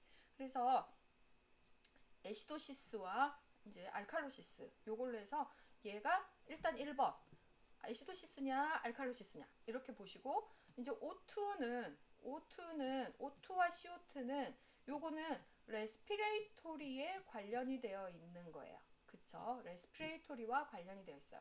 그래서 여기가 만약에 알칼로시스인데 PO2 레벨이 올라가 있고 CO2가 대빵 떨어져 있다. 이렇게 되면 레스피레이토리 알칼로시스죠. 자, 얘가 이렇게 애시도시스를 보이고 PO2가 떨어져 있고 CO2가 굉장히 많이 올라가 있는 이러한 양상들을 보인다면 이거는 레스피레이토리 애시도시스 이렇게 보시면 되겠죠. 그리고 얘가 떨어져 있는데 얘가 애시도시스를 보이는데 HCO3- 이 중탄산염의 수치가 떨어져 있다면 얘는 멀쩡하고 요 두 개 O2와 CO2는 멀쩡하고 이 중탄산염만 이렇게 떨어져 있다. 이렇게 되면 대사성 산증. 그쵸? 그리고 여기가 염기증인데 얘가 HCO3- 중탄산염이 올라가 있다. 이렇게 되면 얘는 괜찮고 얘만 올라가 있다. 이렇게 되면 메타볼릭 알칼로시스 이런 식으로 일단 보시면 되겠습니다. 그래서 ABGA는 여기에 수치가 이렇게 나와 있잖아요. 그래서 수치를 보고 뭐 지금 여기가 애시도시스인데 어떻게 할래 뭐 이런 식으로 나오는 게 아니라 이 수치를 막 던집니다. 막 던진 다음에 지금 여기에서 해줘야 될 게 무엇일까요? 라고 이제 문제가 나오고 있기 때문에 그거를 이제 해석형으로 잘 이제 해석을 해서 이제 치료에 접근 이렇게 간호 문제를 잘 푸시면 되시고요. 자, 그리고 이제 동맥혈 가스 분석 검사는 우리가 요거에 대해서는 기본 간호학 문제에 계속 나오고 있죠. 그래서 여기는 이제 알렌 테스트를 한다라고 해서 여기 두 군데를 동시에 눌렀다가 한 군데를 손을 뗐을 때 여기에 혈류가 잘 도는지를 이제 확인하는 게 알렌 테스트잖아요. 그렇게 해서 두 개의 이제 혈액 순환이 정상인지를 확인을 하고, 주사기는 여기 그 혈액 표본을 이제 채취하는데 옛날에는 헤파린 코팅을 해서 썼어요. 그래서 이렇게 그 코팅 헤파린을 이렇게 넣었다가 다 빼내면 그 안에 코팅된 걸로 이렇게 썼는데 요즘은 다 이렇게 아예 프리필드로 만들어 갖고 나옵니다. 그래서 안에 하얀 가루가 좀 들어 있고 그거를 이제 봉다리를 딱 뜯으면 안쪽에 이제 코르크 마개가 있죠. 그쵸? 그래서 그거를 빨리 이렇게 주사를 빼고 나면 혈액을 채취하고 나면 바로 이렇게 마개로 막아가지고 이렇게 공기가 유입되지 않도록 잘 빼서 마개를 꼬다리를 잘 막은 다음에 얼음에 채운 그릇에 보관을 해서 이렇게 바로 이동을 해서 검사를 결과를 보도록 이렇게 하는 게 도움이 됩니다. 왜냐하면 요 안에서도 그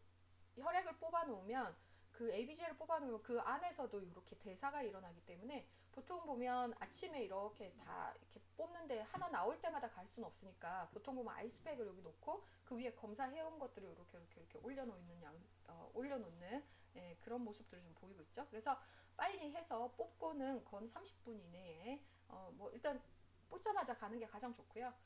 늦어도 30분 이내에는 검사가 좀 될 수 있도록 이렇게 해주셔야 되겠습니다. 그리고 동맥혈을 이제 어, 그 동맥혈관을 이제 뽑았기 때문에 5분 이상의 압박을 잘 가해서 이렇게 지혈이 잘 될 수 있도록 해주셔야 되겠습니다. 자, 그래서 산증부터 보시면 산증은 호흡성 산증, 대사성 산증 이렇게 나눠지고 있죠. 그렇죠? 그래서 대사성 산증은 아까 얘기했듯이 이제 CO2와 관련돼서 이렇게 보실 수 있습니다. 그래서 여기에 이제 CO2가 상승이 돼서 이렇게 호흡의 어떤 부전들, 호흡이 저하되면서 이렇게 발생이 된 거잖아요. 그래서 CO2를 배출하지 못하고 O2를 받아들이지 못해서 이렇게 발생이 되는 이러한 상황들입니다. 그렇죠? 그래서 이러한 것들은 요인을 치료를 하셔야 되겠지만 일단 환기 증진을 하는 게 가장 큰 이제 치료에 가장 큰 이제 역할을 이제 하게 되는 거죠. 그래서 환기 증진을 하려면 이제 뭐 심호흡을 격려한다든지 이렇게 되는데 이 환자들이 이렇게 만성 폐쇄성 폐질환이라든지 아니면 호흡에 관련된 이런 뭔가 호흡 곤란 증후군이라든지 이런 것들이 생겨서 이런 경우에는 과호흡을 시킨다고 해서 뭐 이렇게 되진 않겠죠. 그렇죠? 그래서 이런 경우에는 호흡성 산증이 심한 경우에는 결국은 벤틸레이터를 사용을 해서 이렇게 치료를 과호흡 상태를 이제 만들어줘서 이렇게 CO2를 날려서 이렇게 애시도시스를 교정을 보셔야 되겠습니다.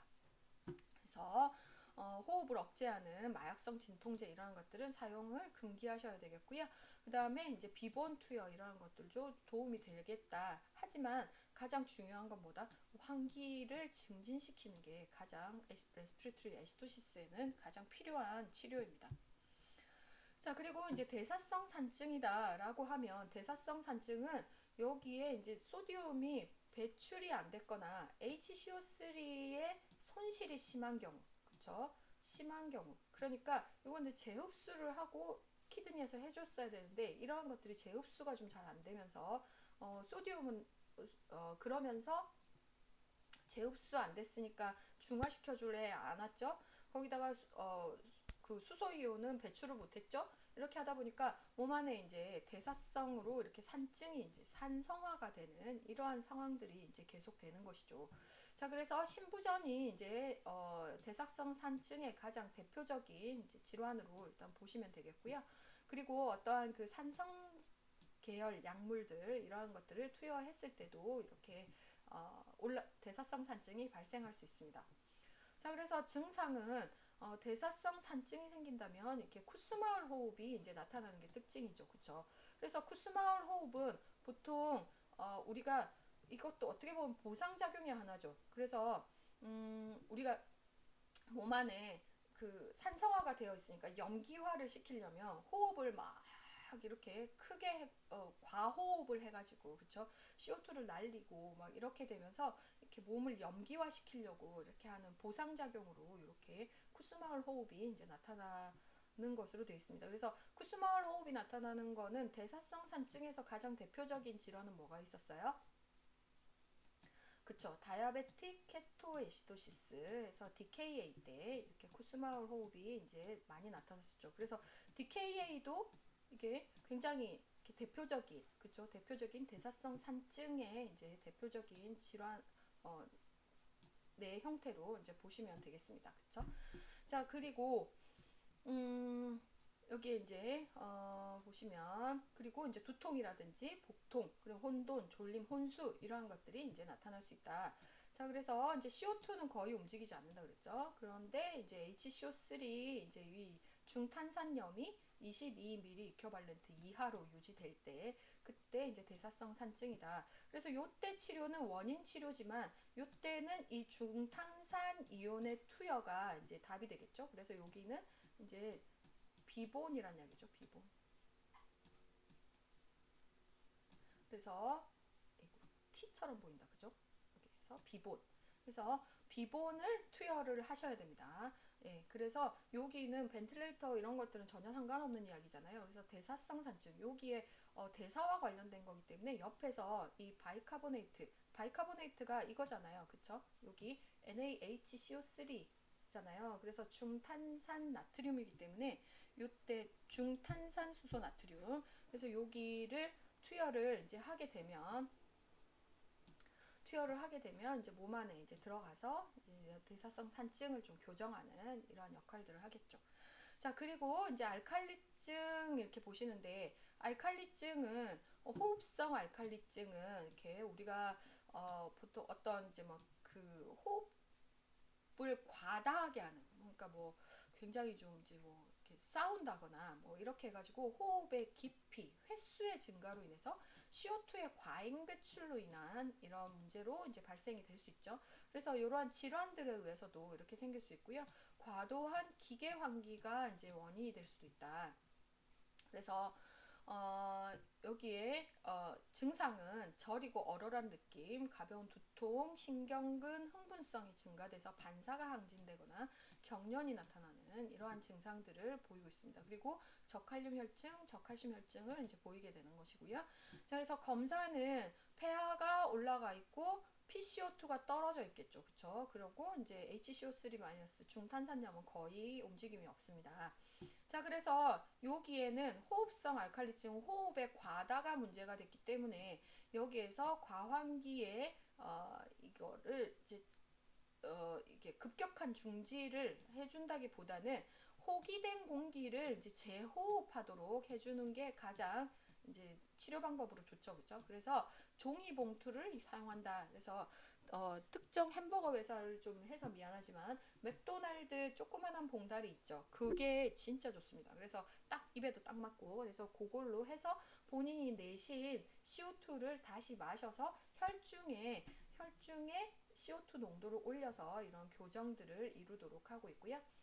그리고 경련 예방을 위한 이제 안전 대책을 강구를 하셔야 되겠습니다. 그래서 환자가 굉장히 이렇게 막 손도 다 꼬이고 막 이렇게 몸을 제대로 잘 못 움직이고 막 이렇게 옵니다. 근데 이거 종이 봉다리 주고 호흡하고 이렇게 좀 안정시키고 해서 이렇게 과환기가 좀 괜찮아지면 증상이 뭐 특별히 약을 쓰지 않아도 괜찮은데, 혹시 이러한 질환들에서 생겼다면 이제 질환에 대한 치료가 이제 들어가죠. 원인 치료가 되면서 이제 좀 더 나아질 수 있겠죠. 대사성 알칼리증은 휘발성 산의 이제 소실로 인해서 좀 많이 생기죠. 그래서 가장 흔한 원인이 구토, 위흡인 이런 것들에 의해서 좀 생길 수 있습니다. 그래서 그 우리가 그 위액의 폐하가 거의 한 2, 1.7 뭐 이 정도 되잖아요. 그쵸? 그래서 그 정도 위산이 이렇게 있어야 되는데, 산이 L튜브 같은 걸 꼽아놔가지고 계속 밖으로 배출을 시켰다면 그게 계속 배출이 되면서, 그러면서 이제 알칼리증이 이제 발생이 되는 것이고, 제산제나 중조의 과다 섭취 이런 것들에 의해서도 생기고요.